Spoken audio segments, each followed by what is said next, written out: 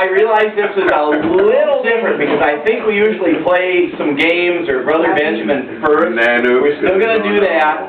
You know, the prize is 2 Delmonico's steaks for Brother Benjamin. Oh, yeah. You know, which was the idea of Griffin. So we're going to stick with that. But many of you who started with us a long time ago realized that Evelyn was really the founder of the program, you know, doing all this. So Evelyn and Shelley have something to do at first, and, you know, for the first part of the program, and then Dave Stout and Max have offered to help me with the rest of the program. Who the hell do you think she is? I think she's first done. Always one up on me, aren't you? Does everyone have an item that they're holding? Or everybody has one of these? Yes. Okay, then, please, Evelyn, this is your part. Oh, thank you. Let you shine. The big stars, let the other stars Oh, shine. for Christ's sake, get up. Thank you, Christ. Now read it very slowly. Very slowly. Proclamation. Not that slowly, but project. Hold up. Go ahead. Hearing! Hearing! For Christ's sake, let them hear. Please raise your bandanas. Your Band-Aid.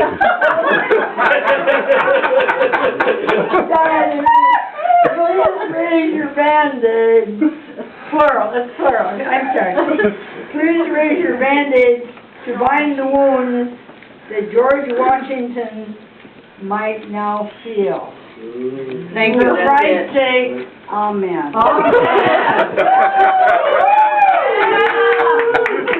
Very nice. Very nice. Oh, he does. Well, there's nothing I can ever do to do it, you know, anything better than Evelyn. So anyway, but here's the rest of the program. And, you know, you're not going to use those. I'm a saint. Okay. Nellie. Well, you're going to find out why most of my students fall asleep in class right now. I'm going to give, it's going to be pretty much a book report that I'm doing, and I'm going to talk about some of the books that I've read about Washington, and these boys are going to give some quotes from the books, and then Mr. Stout is going to contribute another reading for us. Some of you know, most of you probably do know, that for over 100 years after Washington's death, you know, our country had George Washington celebration all the time. I mean, it was just like a big holiday, and it was actually a big holiday before Thanksgiving ever got to be a holiday. And then, of course, modern writers and educators tend to demean, I suppose, the contributions of a lot of founding fathers, including George Washington, and they have this trendy little quote or term, you know, dead white males, which I'm going to be one someday, and, you know, I don't necessarily like that, you know, so they'd rather celebrate, you know, people like Sarah Winnemucca or something like that. So, anyway, these are, I'm going to kind of explain, you know, some of the books that I have read. The first one that I ever read was written by my cousin, my mother's cousin, Elsie Ball. Wow. And it's called George Washington, First President. And, you know, this was sent, I think, to Al, my brother, when he was born, you know, because he got everything because he was first born. Everybody loves the And, yeah, not me. But anyway, this really was, I mean, it's a good child or youth book, you know, and, you know, you could read, it kind of really got me interested in it. And one thing that I thought was very good, or that piqued my interest, was there's a, in the back, all the publishers had said that Elsie Ball was a direct descendant of Mary Ball, who was George Washington's mother. And of course I started thinking, oh, you know, I'm a descendant. And so I asked my grandfather, and in his dry humor, he said, well, I never met him, so I didn't know. And I did find out later that it was really just kind of one of those publishers' ploys, so people would buy the book. And, you know, so much for not telling a lie. George is very disappointed in that. That's right. The next one, notice I have my notes, but, you know, I don't use them much anyway. The next thing I read was, and I only have 2 of these, there was a, oh, excuse me, grabbed the wrong one. Was by an author called Washington Irving. So he wrote things that we know, like Sleepy, Legend of Sleepy Hollow. Very good, Winkle. And, you know, by his name, you can probably figure that he was, there are women without chairs. That's not what he wrote. We're tough. Okay. We're yogis. We're happy. Okay, all right, all right. He was named for George Washington. And so what you could also probably guess from this is it was slanted a fair amount. I mean, sort of like George Washington do no wrong, but we could figure that out anyway for ourselves. But it was, you know, it was good reading. The next one that I had read back in the 1940s and 50s. You did. Oh no, I didn't read that. This was written in the 40s and 50s. Okay, yeah. No, not that old. I read these when I was 4 years old. But there were, you know. You stole them from the library, Ken? No, okay, I borrowed these. You know, and our library only has 2 volumes, and he had 7. You know, Douglas Southall Freeman. You know, 7 volumes, and when it was written, it was probably pretty much the definitive history biography of George Washington. And he writes very well, and, you know, has a lot of facts, obviously, in 7 volumes. It also comes in, the one I have is the abridged version. He also wrote 4 volumes on Robert E. Lee, who was married to Martha Washington's granddaughter. So there was a big connection there. And, you know, this was a Pulitzer Prize winner, so, you know, he kind of generally knew what he was talking about. My favorite, oh no, I have forgotten, right? Why don't you guys tell me? We thought you were going through all the books first or something. Okay. Yeah, what an idiot. See? This is what I do in class. So, Elsie Ball. Elsie Ball. Oh, yeah, I remember that. Elsie Ball. Yeah. Had, you know, what she said about George Washington was... Her comments about Washington's contributions to the building of our country. Quote, many wise and courageous men and women helped bring these things to pass, but Washington's part was the noblest of all. He was the master builder of the new nation. Unquote. Thank you. Very nice. And then you have Washington Irving, right? I'm sorry. Go ahead. The fame of Washington stands apart from every other in history, shining with a truer luster and more benignant glory. With us, his memory remains a national property, where all sympathies throughout our widely extended empire meet in unison. under all dissensions and amid all storms of party, his precepts and example speak to us from the grave with a paternal appeal.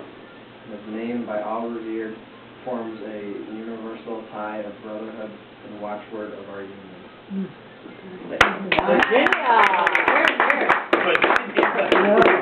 And then Southall Freeman, which I just mumbled over. Max? Oh, I just did that one.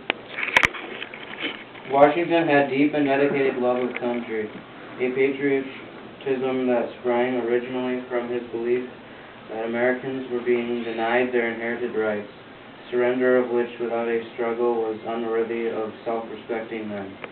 As the concept of union slowly developed, he began to see that independence would establish a new empire. Combativeness and ambition hardened the steel of Washington's patriotism. The more his country was endangered, the more firmly did he resolve to defend her to the last. The more nearly hopeless his task, the greater his ambition to discharge it. His courage and will matched his patriotism. Above all, he had the courage and will to go straight on where the road was blackest.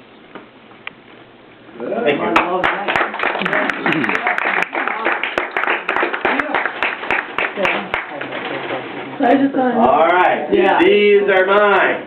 All right, now, in the 60s and 70s, you know, James Thomas Flexner wrote 4 volumes, which is now probably considered the definitive. Still? Still? Well, you know, it's much more comprehensive. You know, it's not as long as Freeman's, but it would be. And You got some of the bad in it as well, then? he, you know, both, you know, all those guys, you know, now, see, that's the difference with Irving.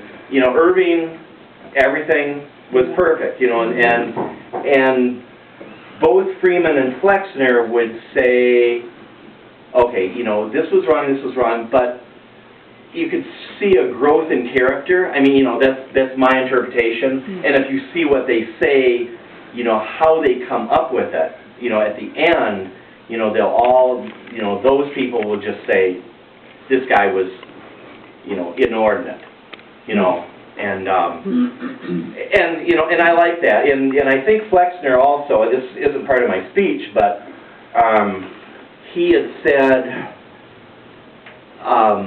you know, something about, you know, when Washington was younger, he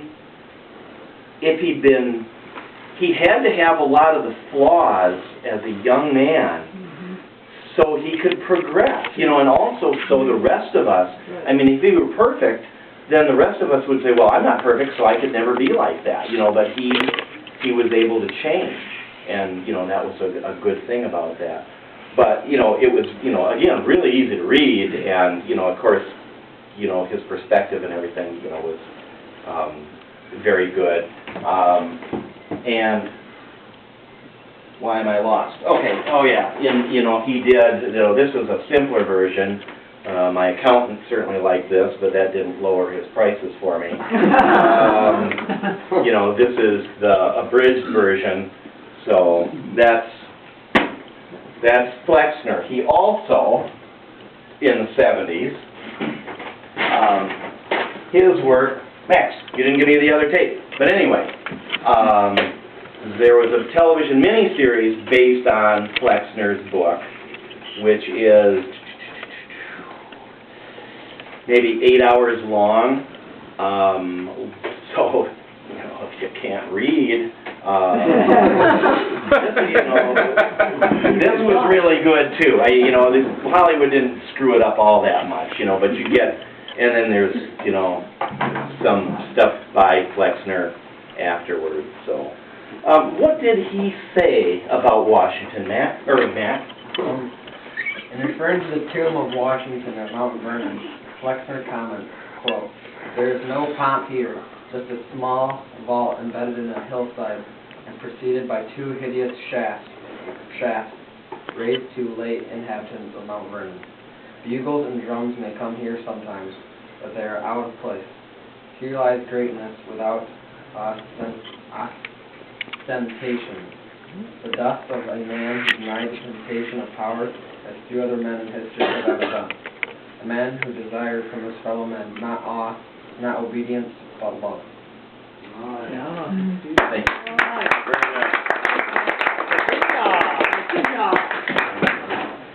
A little more reason to the book.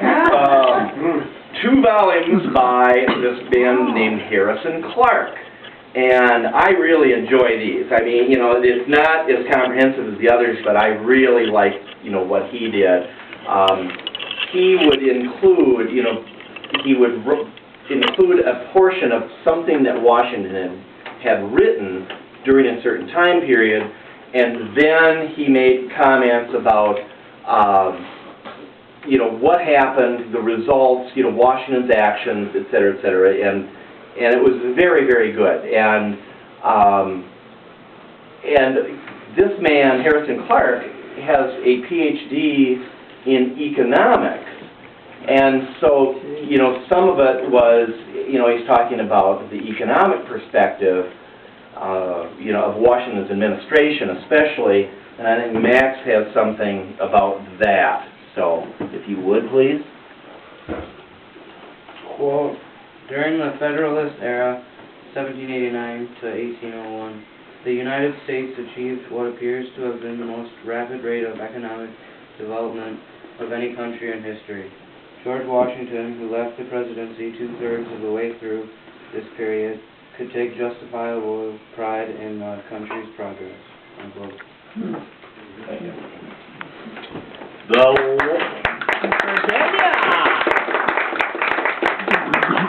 Almost the last that I read. Well, this is the last I read, but it's not the last on our little program.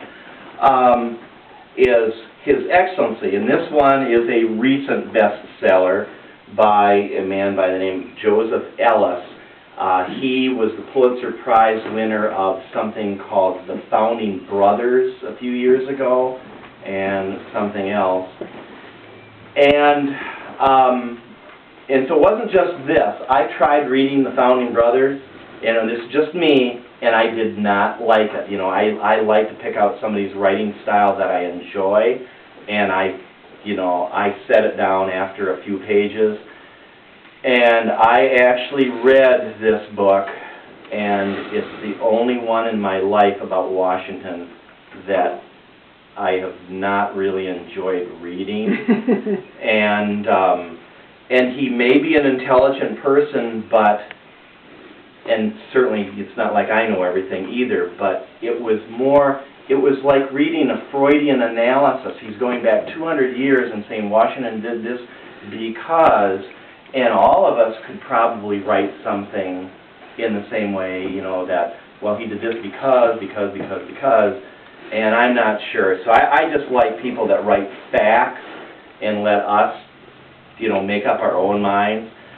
So if you were thinking of getting this, what you could do is probably read Flexner first, and then just use this kind of like to block the door open or something. But, you know, that's mine. But we have things more current than that. Oh, would you read this, please? Yeah. All right. Quote, Washington's core achievement as president, much as it had been as commander-in-chief of the Continental Army, was to transform the improbable into the inevitable. Unquote. Transform the what? I'm sorry, what's the Improbable the improbable into the inevitable. Well,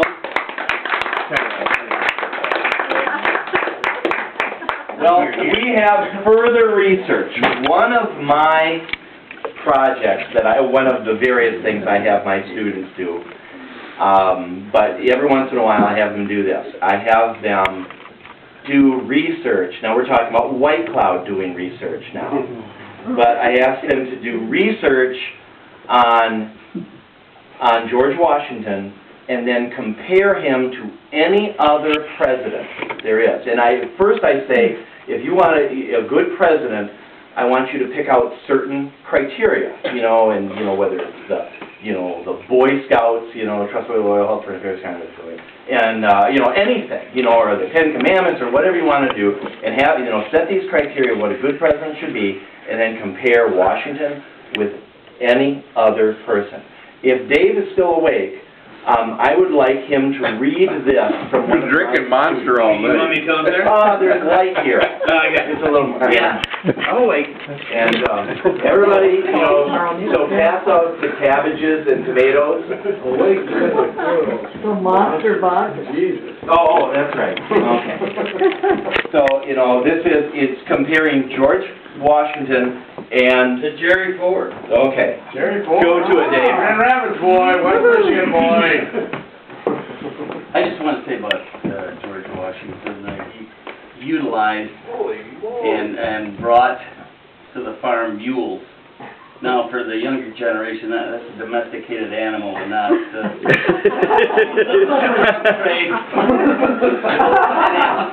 Really, he did though? Yeah. He brought mules. Which are what? Mules can't breed either. Which are what? Cross between a horse and a donkey. Donkey, not with the lesser Detroit trade. This essay will compare the first president of the United States, George Washington, with the 38th president, Gerald Ford. Jerry made it through, too. My God, now you made it out. Got that guy. Got out of the hospital last week, thank God. Although these two men lived in very different times and were raised in different parts of the United States, they both shared a lot of the same characteristics. Both had the qualities of integrity and openness which helped them throughout their lives.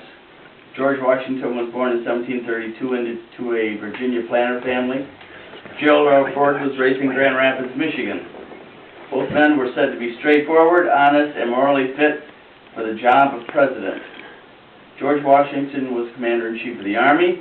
Gerald R. Ford served in World War II as Lieutenant Commander in the Navy. It doesn't appear that Washington had time for sports, or he may have had. Here is football. However, they played a major role in Gerald R. Ford's life from the time he was a small boy. He played football in high school as well as college. Where did he play college football, Dave? U of M! All right, move on with the story. Keep going. Hail to the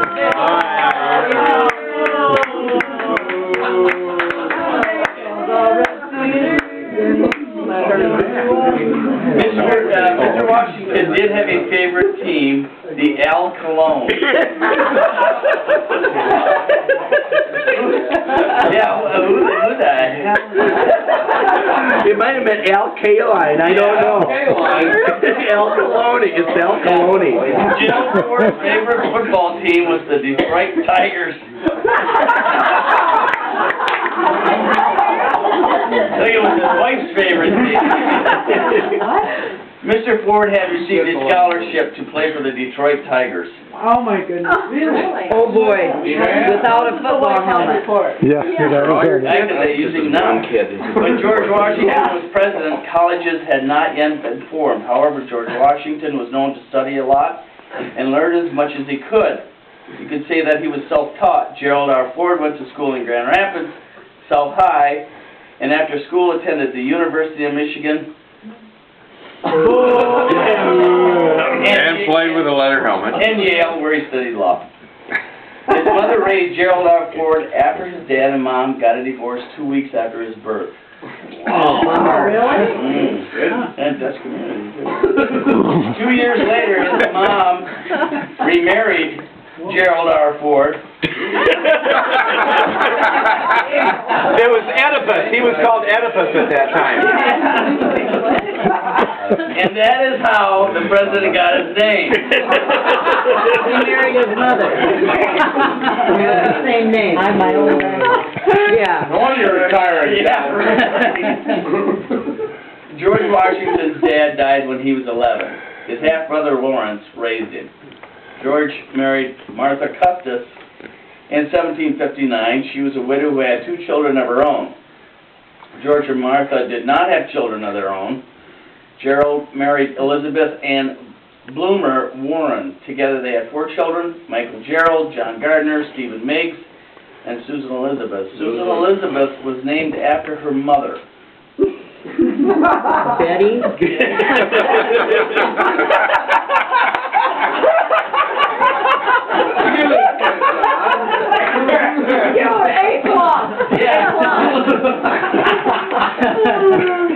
George Washington had 3 hound dogs, and he was very unique with their names: Tartar, True Love, and Sweet Lip. Tartar and Sweet Lip. Gerald Ford had 2 golden retrievers, Liberty and Misty, and a Siamese cat named Sean Shem. Gerald. George Washington's favorite dishes were cream of potato, cream of peanut soup. Cream of peanuts? Cream of peanut soup, mashed potatoes, and coconut with string beans and mushrooms. Don't see that on the menu law. Flexner did not have that in his book. We're having that. Gerald Ford's favorite foods were for breakfast OJ melon, English muffins, and tea with lemon. He also enjoyed pot roast, red cabbage, and butter pecan ice cream. What kind of ice cream? Well, that's the kind Butter of, pecan ice cream. that's the criteria for being a president. George Washington really didn't have any hobbies, but Gerald Ford's favorite hobby was collecting stamps. And collecting Betty, I'm sure. From any bar that she was in. Picking her up, dusting her off. Gerald Ford's favorite flower was the apple blossom azalea. And George Washington's favorite flower was the white rose. George Washington and Gerald Ford both enjoyed ballroom dancing. Enjoyed ballroom. They differed in their favorite type of music, with George Washington's being jazz and Gerald Ford's being swing. So you like that? George Washington liked jazz? Yeah.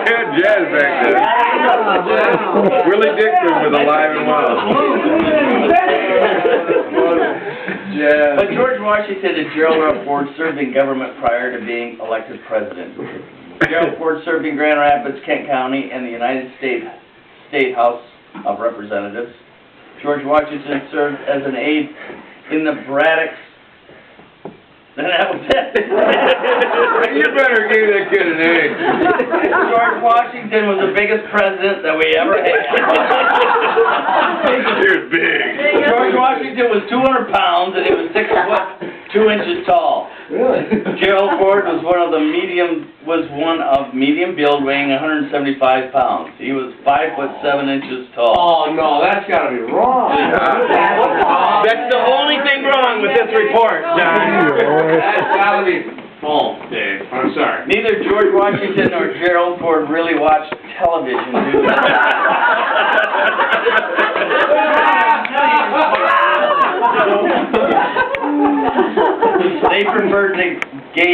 They preferred to read to gain more knowledge. George Washington liked books about war, and Gerald Ford liked books about American history.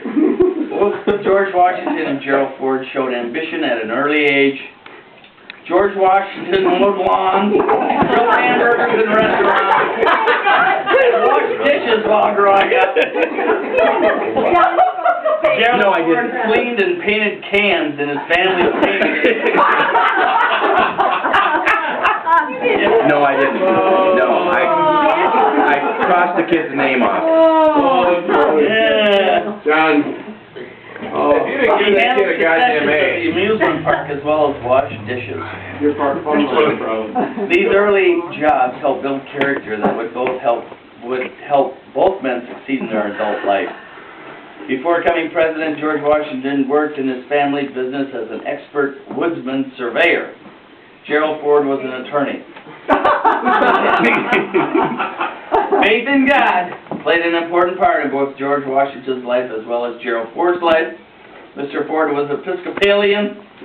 Although Mr. Washington did not have a certain type of religion, He did believe in God and went to church as often as he could. Mr. Ford really didn't really go to church that often due to his responsibilities. Picking up Betty? He preferred to study out of the Bible on his own time. Yeah, me too. When Gerald Ford became president, he was 61 years old. George Washington was 57. Mr. Washington severed 2 terms. Severed. Yeah, that's what it is. And Mr. Ford severed 4 terms. Oh, Jesus, I Mr. Ford was passed in this Congress for 25 years. He was a House Minority Leader. Mr. Washington was also in Congress. Gerald Ford was the first Vice President chosen under the 25th Amendment. George Washington was the first president under no amendment. That's good. George Washington had no party. Gerald Ford was a Republican. This old lady had a lot of Yeah, money. George Washington was president from 1789 to 1797. Gerald Ford was president from 1974 to 1977. George Washington was elected from Virginia. Gerald Ford was elected from Nebraska.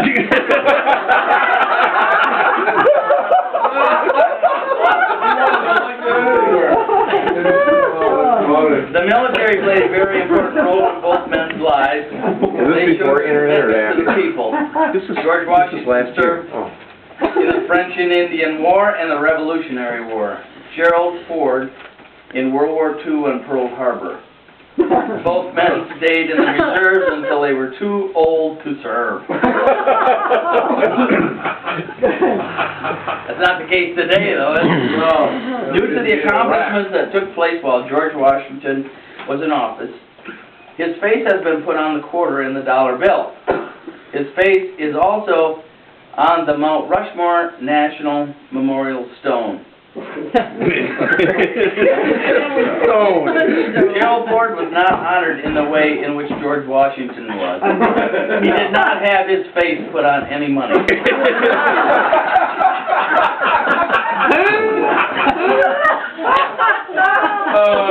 Both men were writers.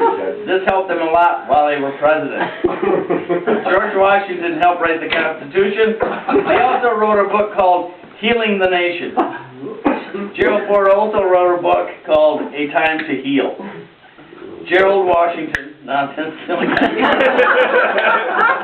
And Gerald Ford enjoyed different seasons. George Washington's favorite season was winter.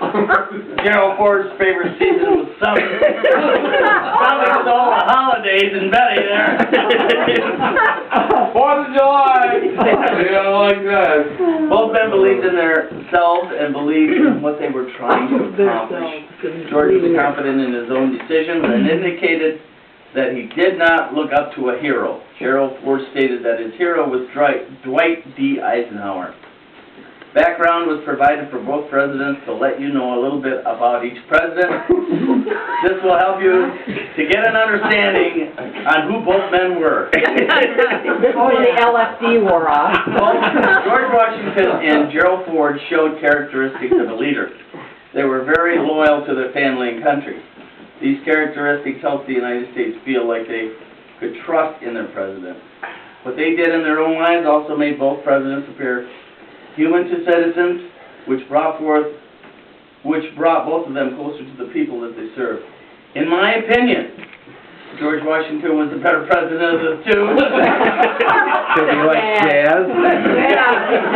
Crazy jazz and hamburger flipper. He was a self-taught man who made good decisions throughout his presidency. He was a hard worker who put his country before his own wants and needs. He believed in family and community. Both of these strong commitments helped him during very hard times. They also helped him make sound decisions which still guide us today.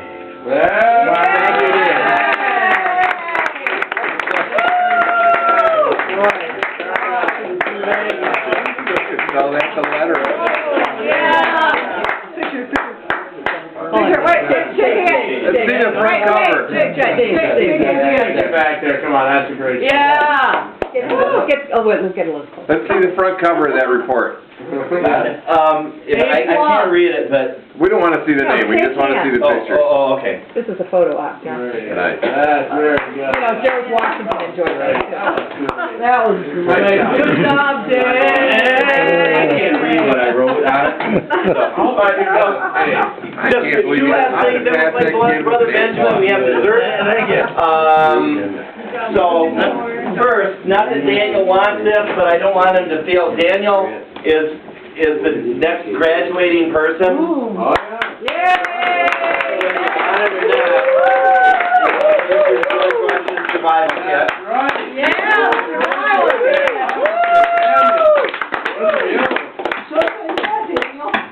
And then I have a couple worthless things for my wife. Nothing real good this year.